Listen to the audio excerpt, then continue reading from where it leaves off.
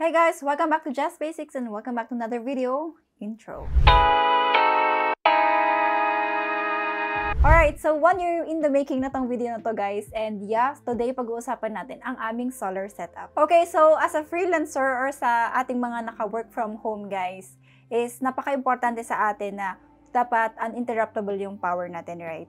So, if nakasubaybay kayo sa channel namin is 3 or 4 years ago is nag-purchase kami ng generator. Parang investment na rin yun para in case na may power interruption is meron tayong backup power agad. But, yung generator na yun guys is nakaka-power up lang siya ng 0.5 horsepower, isang computer, and yeah, and isang laptop din.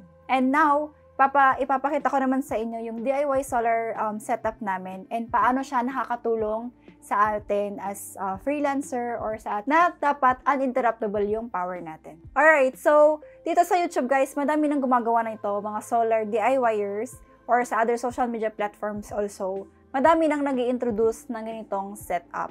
Yes, before napakamahal or talagang pricey ang magkaroon ng solar setup. But lately naman guys, madami nang nag-o-offer ng mga installment basis or mas affordable na kasi ngayon yung mga materials na ginagamit for solar setup or sa ating mga gustong mag-DIY. But before we proceed with this video guys, gusto ko lang magbigay ng malaking disclaimer.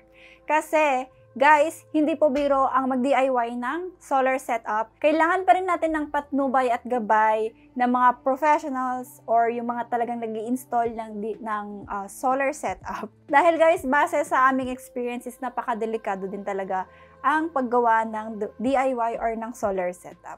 Kaya mag-iingat tayo guys. Alright, so let's get back to our video. So, ang pag-uusapan natin today guys is yung pros and cons ng pagkakaroon ng solar setup. And yeah, so ang una kong ibig sasabihin sa inyo is yung mga pros. So, mga latter part na ng video, yung cons. Mahaba-haba to guys, but please bear with me. Maglalagay tayo ng timestamp para sa mga gustong mag-laktaw ng video. But I hope you watch the whole video. Okay, so number 1. Ang pinaka gusto ko talaga sa DIY solar or sa solar setup guys is yung para kang naka-UPS. Kung hindi mo alam ang UPS is para siyang backup sa computer. So for example, nawalan tayo ng power and nagko-computer tayo. Kung may UPS ka, pag namatay yung power, hindi pa naman mamamatay yung computer mo as long as meron yung UPS. So para siyang backup or battery. Ganyan. So kung meron kang solar setup, pag nawalan ng power, or depende pa rin to sa setup nyo guys ha. Pag nawalan ng power, is parang naka-UPS yung buong bahay nyo. Maganda to guys, highly recommend, lalo na sa mga nag-work from home na merong hourly, or sa mga nagko-calls. Para, usually diba, pag nasa atin na nasa mainit na lugar is, gabi pa talaga sila laging nagka-cut off ng kuryente or nawawalan tayo ng power sa gabi. So, kung nawalan tayo ng power, meron na tayong backup agad-agad. So, hindi natin kailangan mag-on ng generator pa. Okay, so number 2 naman guys is, sa tingin namin is mas tipid ito sa kuryente. So, before kasi nagre-range kami ng 3,000 to 3,500. And this time is na around 1,500 na lang kami. Alright, so again, depende pa rin yun sa setup tulad ng mga naka-grid tie or yung mga setup na nag-export ng kuryente sa DU kung sobra na yung harvest nila or minsan possible siya na nag-zero billing sila sa kuryente. Pero sa amin kasi, ang laki ng bawas na. So again, like what I said before kasi is 3,000 plus yung kuryente namin. But ngayon is 1,500 na lang. So lately may sinubukan kami. Before kasi guys, hanggang 3 PM lang yung aming, nakakonect kami sa solar until 3 PM lang. But then, trinay namin siya na 24 hours na nakakonect sa solar. And sa awa ng Diyos, kinaya naman guys. So at the latter part of this video, ipapakita ko sa inyo or explain ko yun further. Alright, so let's proceed to number 3 guys. So mas tahimik, syempre tahimik talaga kasi solar nga naman.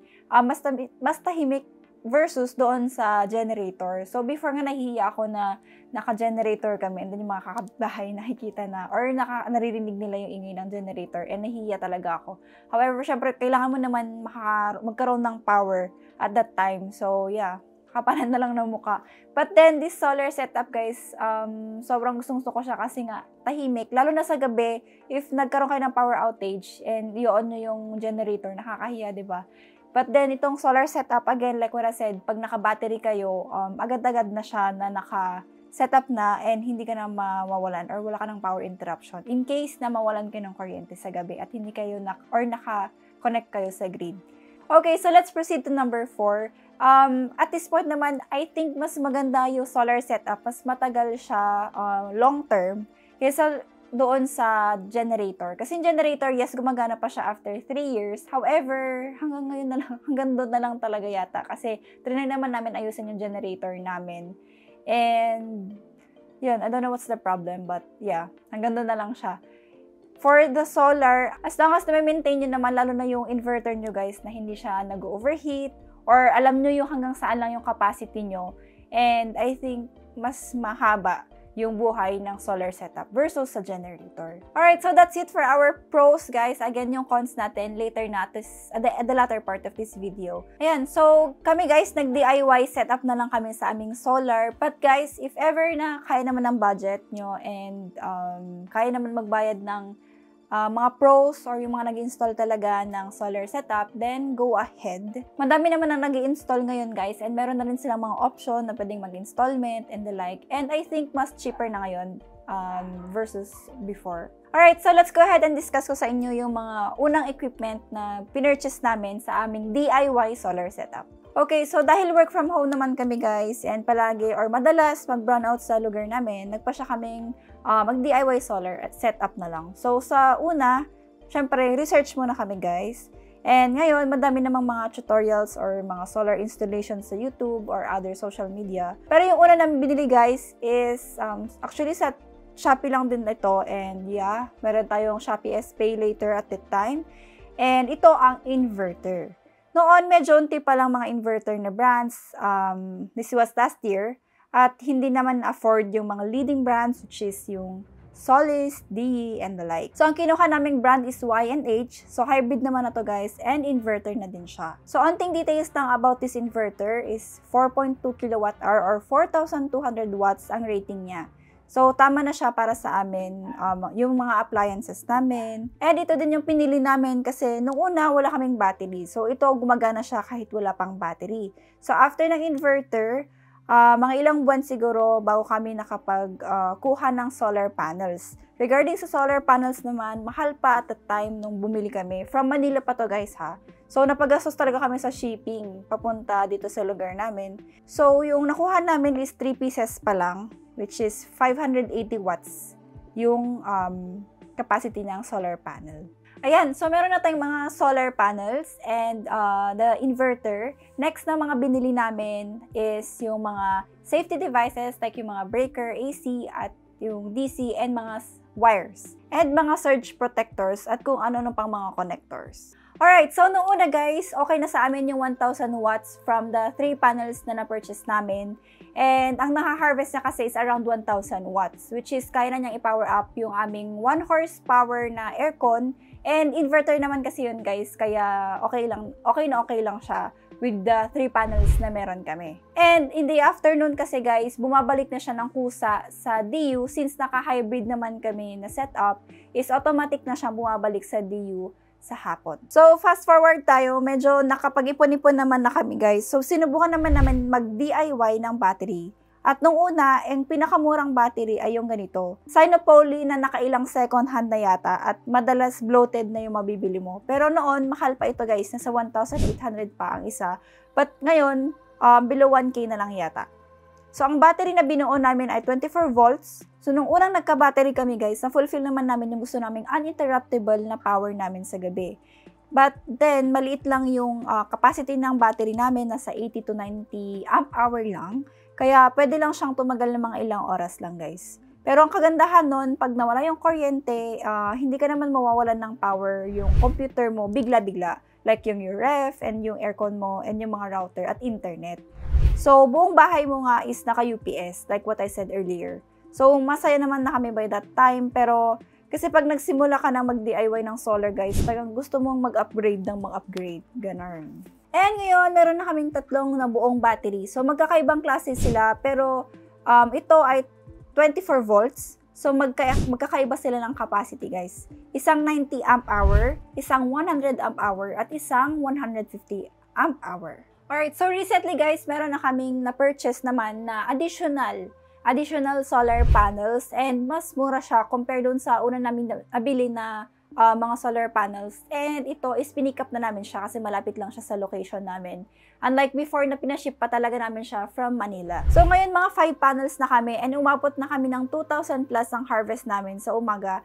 At dahil may 3 kaming battery, actually kahit hindi na kami mag-connect sa DU, kasi sa gabi guys, nasa 300 to 600 watts lang naman yung konsumo ng mga appliances namin. So we have 1 aircon and then yung ref, at mga laptop, plus ilang ilaw pa. So, yun lang guys. Ayan, so dahil na-achieve namin yung full reliance namin sa sun energy, ayan, so sinishare namin sa inyo to ngayon guys. Ayan, so hindi ko kayo pinipilit pag DIY, but then I said, sinishare ko lang yung journey namin with our DIY solar setup. Alright, so we are almost at the end of our video guys, and yes, this is what I promised earlier, ang cons ng ating DIY solar setup. Number 1. Okay, syempre, paano pag walang araw? Paano tayo makaka-harvest? Ganyan.